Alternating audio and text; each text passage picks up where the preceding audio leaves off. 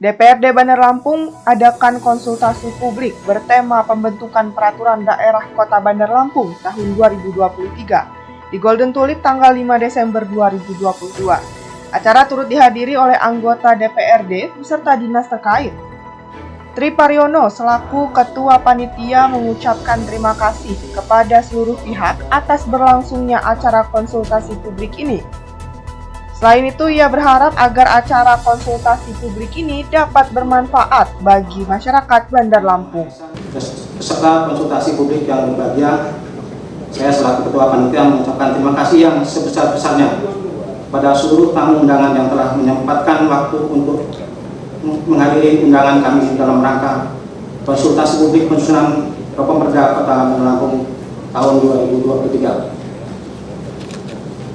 Tak lupa juga saya mengucapkan banyak terima kasih kepada semua pihak yang telah mendukung dan memberikan bantuan untuk mensukseskan acara konsultasi publik Properda Kota Bandar Lampung tahun 2023 ini.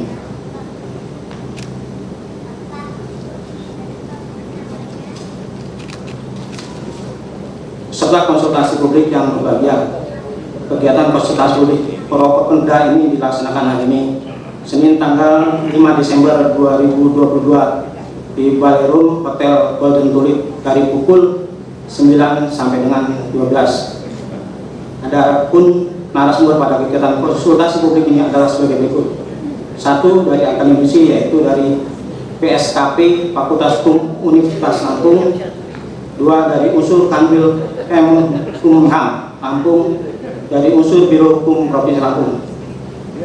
Selain narasumber tersebut di atas, juga hadir narasumber inti untuk diskusi, yaitu pimpinan DPRD dan personalia Badan Pembentukan Peraturan DPRD Kota Bandar Lampung, sehingga masukan, saran, dan tanggapan kritik yang disampaikan dalam konsultasi publik ini dapat didengar langsung dan menjadi catatan dalam proses pembahasan Perda Kota Bandar Lampung tahun 2023. Peserta konsultasi publik yang berbahagia, mungkin ini yang dapat saya sampaikan pada hari ini.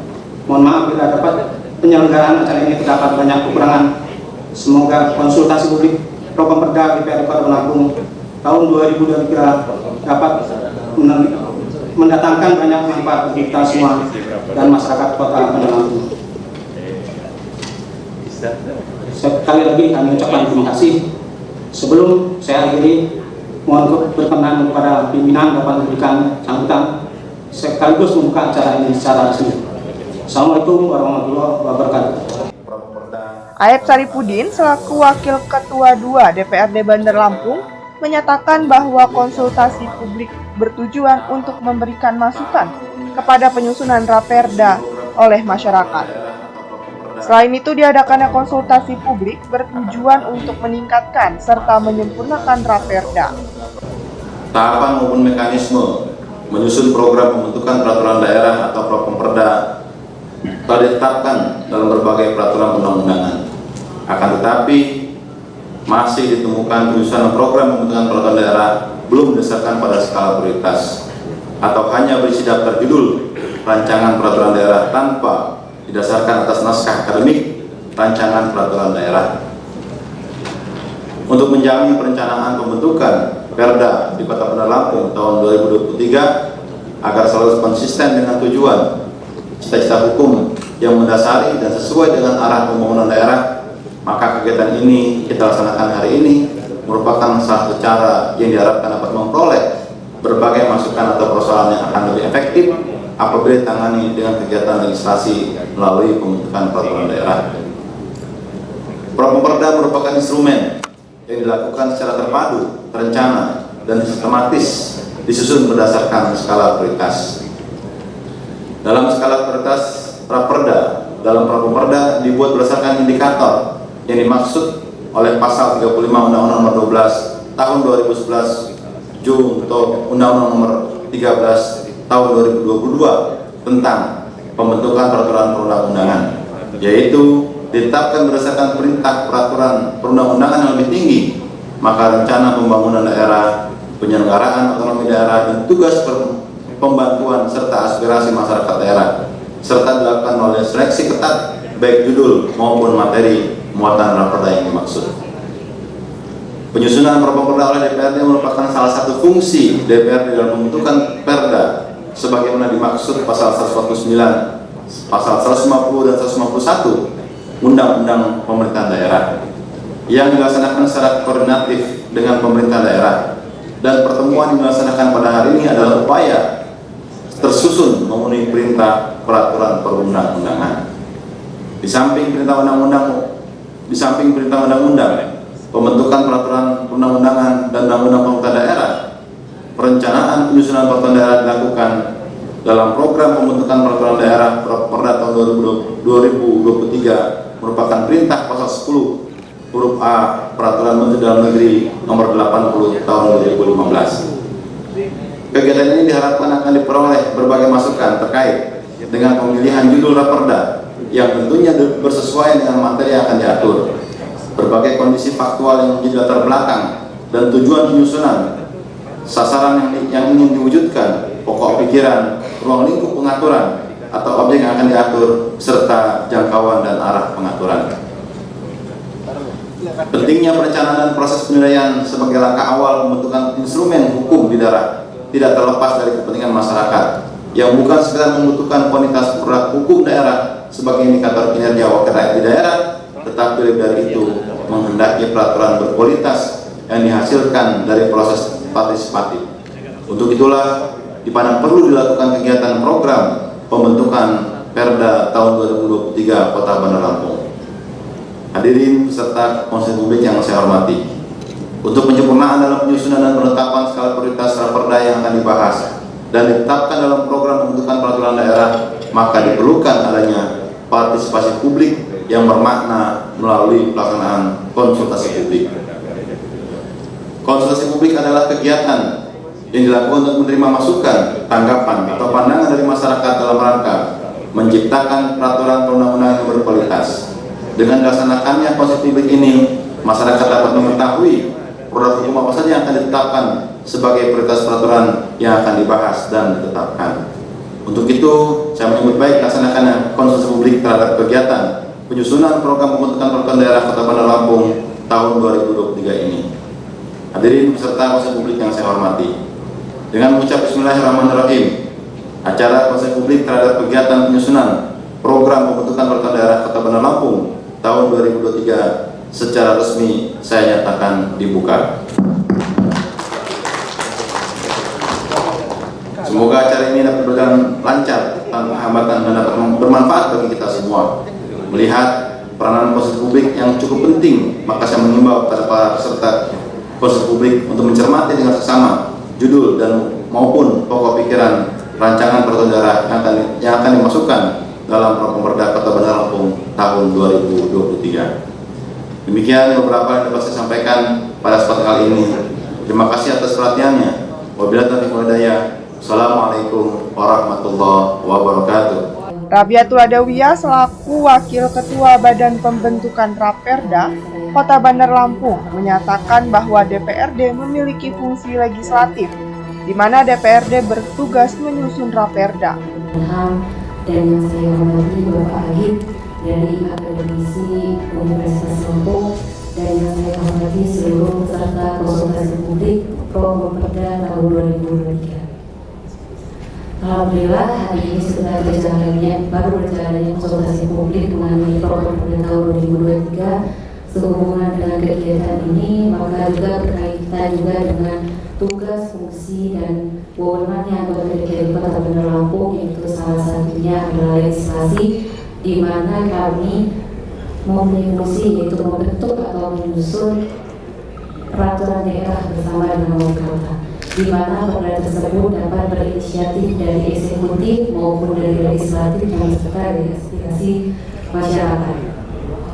Maka berkenaan dengan tugas tersebut dan mengingat juga bahwasannya peraturan daerah sangat penting dalam menjalankannya penyelenggaraan otonomi daerah maupun tugas pembantuan. Maka dari itu setiap peraturan daerah yang akan kita rancang akan dibentuklah program terlebih dahulu agar perda-perda yang disusun dan perda yang dibentuk itu dapat tersusun secara sistematis, terencana maupun terpadu, sehingga perda yang dihasilkan dan dibentuk sesuai dengan asas-asas pembentukan peraturan perundang-undangan yang diatur oleh undang-undang yang berlaku dan tidak bertentangan dengan undang-undang yang ada di atasnya. Maka dari itu akan saya sebutkan dan membacakan mengenai usul-usul raperda yang sudah masuk ke kami di Bapeda, yaitu yang pertama usulan raperda dari inisiatif eksekutif. Yang pertama itu ada perda dari Kesbangpol. Yang pertama adalah pencegahan dan pemberantasan penyalahgunaan dan peredaran gelap narkoba atau disebut dengan P4GN. Perda ini bermaksud untuk dalam rangka pencegahan dan pemberantasan penyalahgunaan narkoba di Kota Bandar Lampung serta mencegah, melindungi dan menyelamatkan masyarakat Kota Bandar Lampung dari penyalahgunaan narkotika, memberantas peredaran gelap narkotika. Yang kedua, dari inisiatif dari BPPRD, yaitu adalah pajak dan retribusi daerah, di mana perda ini mempunyai maksud dan tujuan untuk menindaklanjuti ketentuan pasal 97 Undang-Undang Nomor 1 Tahun 2022 tentang hubungan keuangan antara pemerintahan pusat dan daerah, dan Pemda harus segera membentuk perda baru sesuai dengan ketentuan Undang-Undang Nomor 1 Tahun 2022 sebagai dasar dalam pemungutan pajak dan retribusi. Yang ketiga, inisiatif dari Dinas Pertanian, yaitu judul perdanya adalah Pusat Kesehatan Hewan, Puskeswan dan Pelayanan Rumah Pemotongan Hewan Ternak, yaitu dengan maksud menindaklanjuti pasal 88 ayat 1 dan 3 Undang-Undang Nomor 1 Tahun 2022 tentang hubungan keuangan pemerintahan pusat dan pemerintah daerah.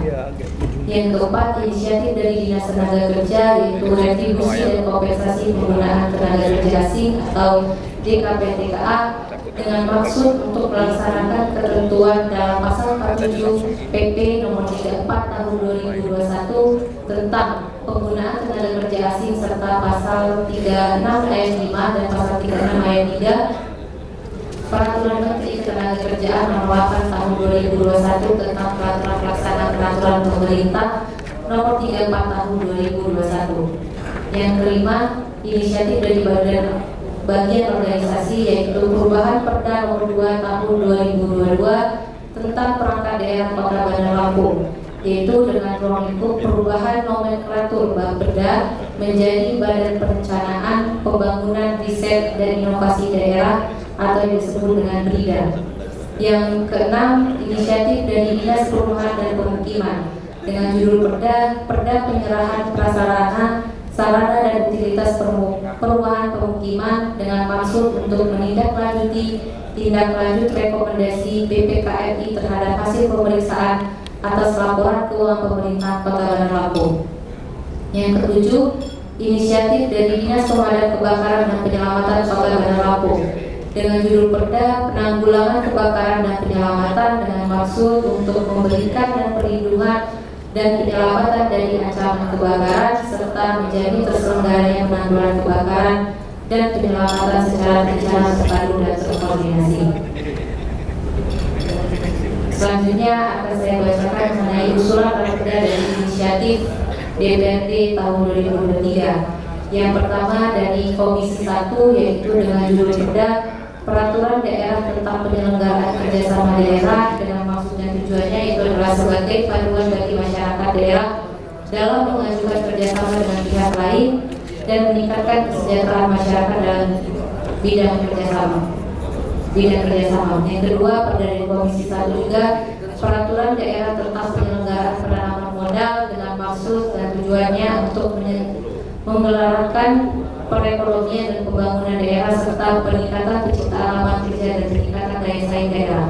Agit Yogi Subandi, selaku perwakilan Fakultas Hukum Universitas Lampung, menyatakan bahwa setiap raperda haruslah berdasarkan kepada peraturan perundang-undangan yang lebih tinggi, yaitu Undang-Undang Dasar Negara Republik Indonesia. PP-nya sudah ada, jadi semua sudah lengkap. Lalu tapi ada satu yang mungkin nanti akan jadi pertimbangan, yaitu tentang retribusi dari pekerja asing, ya, retribusi, di mana di dalam Undang-Undang Nomor 1 Tahun 2022 itu tentang hubungan pemerintah keuangan antara pemerintah daerah dengan pusat, itu pasal 94 kalau tidak salah itu mengatakan bahwa seluruh yang bersifat retribusi dan juga pajak itu harus diatur dalam satu peraturan. Ya. Tetapi apakah pertanyaannya bisa kita melanjutkan peraturan ini? Nah, apabila kita merujuk pada Undang-Undang tahun 2009 ya tentang retribusi pajak ya, nah itu bisa, tetapi hanya 2 tahun. Nah, jadi misalnya ini tahun 2022 sudah ada Undang-Undang Nomor 1 2022, berarti 2024 atau 2005 itu harus sudah dibuat aturannya. Nah, saya pikir dari sekian banyak usulan ini hanya itu saja yang kira-kira bisa dibuat, nah, tetapi jangka waktunya akan sangat terbatas sekali. Nah, selebihnya dari sekian banyak aturan ini adalah yang diajukan ini, rancangan ini adalah hal-hal yang bersifat teknis. Ya. Bersifat teknis artinya membutuhkan apa ya? Usulan-usulan dari stakeholder ya, terutama hal yang bersifat teknis. Jadi seperti halnya yang lebih ke pelaksana ya. Nah, itu yang menjadi tantangan bagi pembuat nanti pembuat peraturan ini. Lalu kemudian ada juga naskah akademiknya dan itu harus lebih menitik beratkan pada arah dari peraturan daerah tersebut. Lalu kemudian sebagaimana peraturan Undang-Undang Nomor 11 Undang-Undang Nomor 12 tahun 2011 itu yaitu taat kepada asas dan juga peraturan perundang-undangan. Jadi juga di dalam peraturan tersebut wajib ya memiliki arah dari pengaturan tersebut, lalu kemudian asasnya dan sebagainya. Selain itu juga mungkin lebih menitik beratkan pada prioritas, skala prioritas misalnya seperti itu, skala prioritas, dan itu juga akan diimbangi dengan yang namanya urgensi di dalam pembentukan peraturan perundang-undangan. Nah, jadi lebih ke arah itu sehingga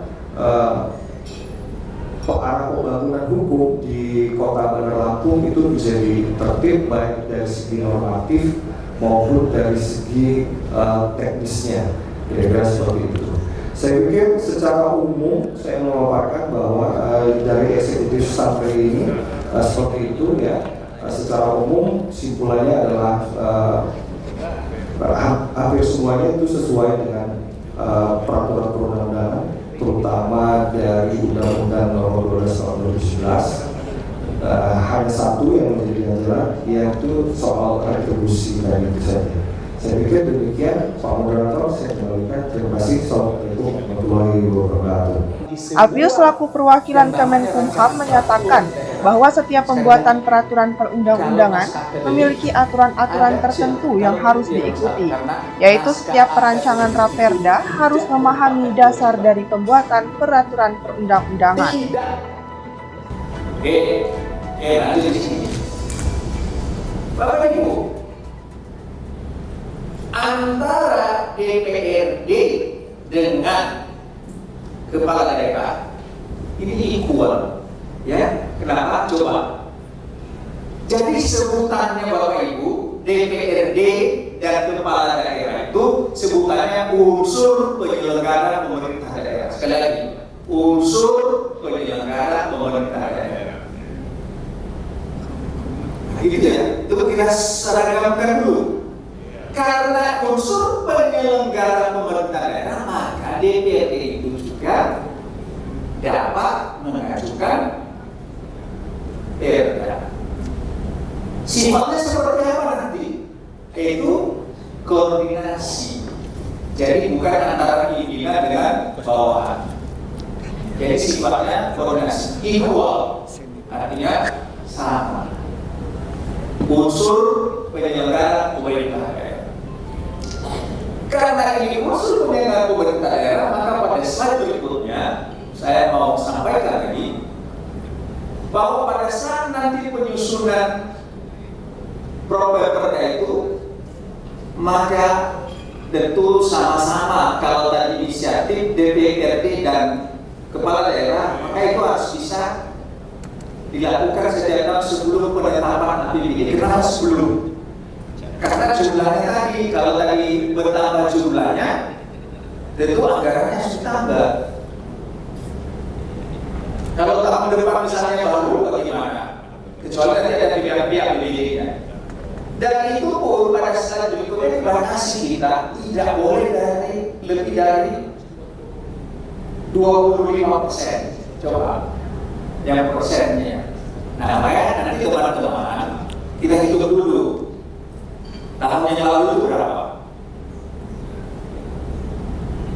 Kalau mau nambah, maka persennya tidak lebih dari 25%. Itu dulu harus kita pahami. Maka kalau itu sudah kita lihat, maka coba ini yang kita ajukan 22. Yang kemarin berapa? Yang kemarin berapa? Berarti kan paling bertambah 25% dari situ kan? 25% berarti nambah 100 ya? Berapa? Nambah?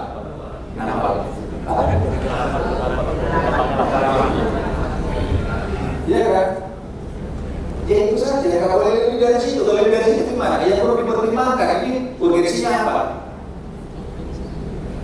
Ada yang berbesar enggak? Maka kita bisa dalam koridor kembali ke kapal tadi.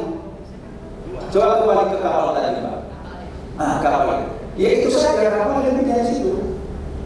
Di merah-merah itu, coba kembangkan besarkan sedikit, Pak. Nah, ya merah itu. Nggak boleh dari situ. Ya kan?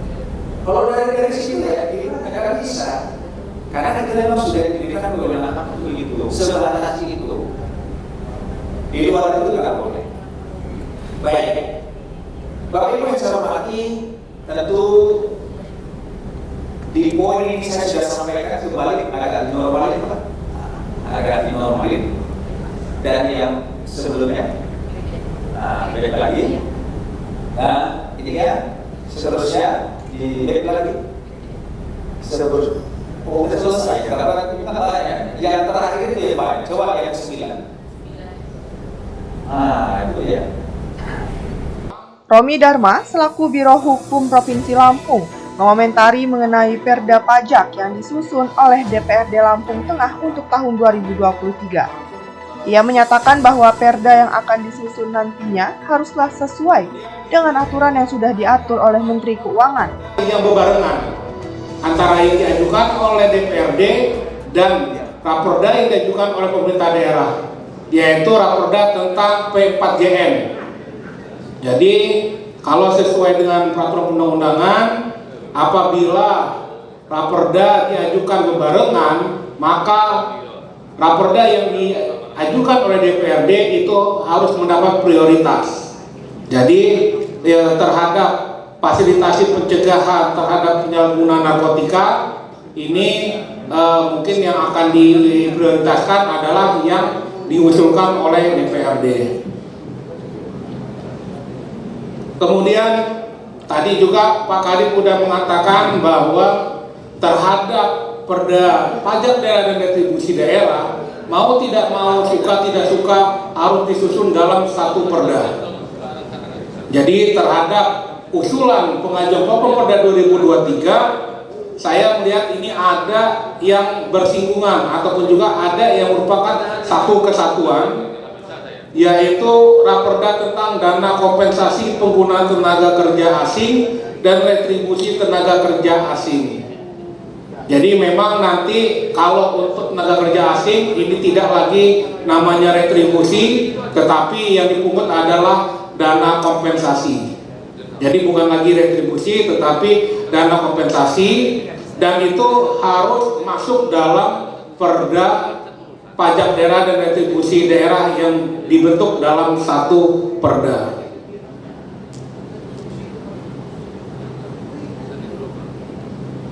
Kemudian ini ada juga perda tentang perubahan SOTK.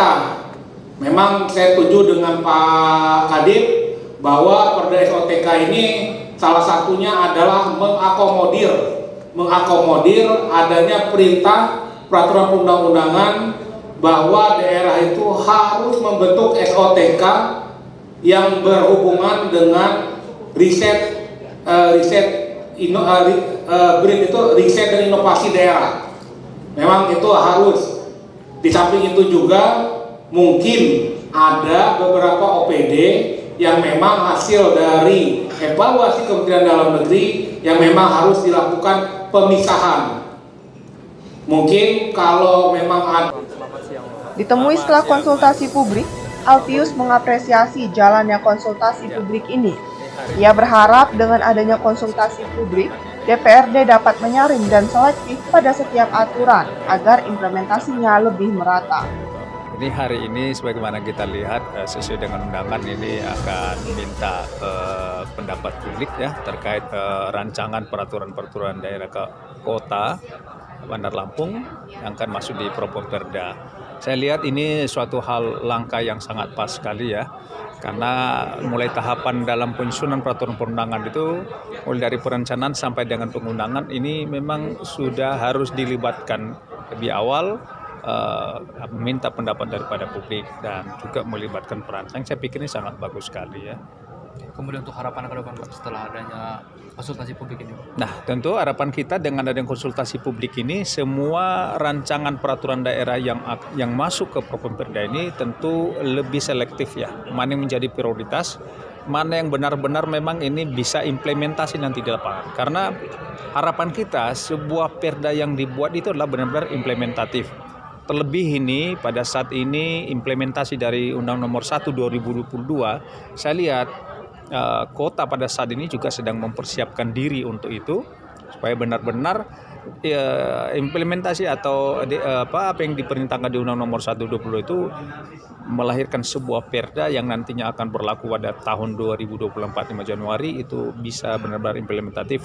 Jadi kita berharap semua OPD mari bersinergi, saling membantu memberikan data-data sehingga data yang diberikan itu tidak salah, karena bagaimanapun untuk pajak dan retribusi kan jadi pertanyaan nanti ya, apa sih dasarnya presentasinya seperti ini, dan ini kan diserahkan sepenuhnya kepada daerah untuk menentukan, tapi perlu dikaji, jangan sampai pajaknya terlalu besar masyarakat juga tidak bisa membayarnya, jadi harus ada perimbangan, perlu ada kajian-kajian.